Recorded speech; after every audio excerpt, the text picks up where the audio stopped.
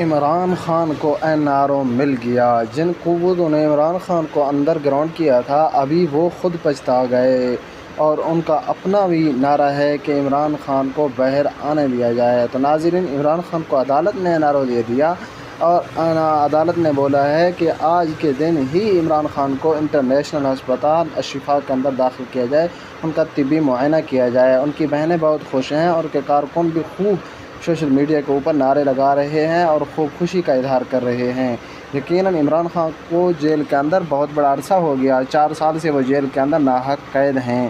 تو ناظرین، ابھی خان صاحب کے باہر آنے کے دن شروع ہو گئے، ابھی آتے ہی وہ کیا کریں گے تو یہ تو ابھی ان کے اوپر ہی منحصر ہے، لیکن عدالت نے عمران خان کے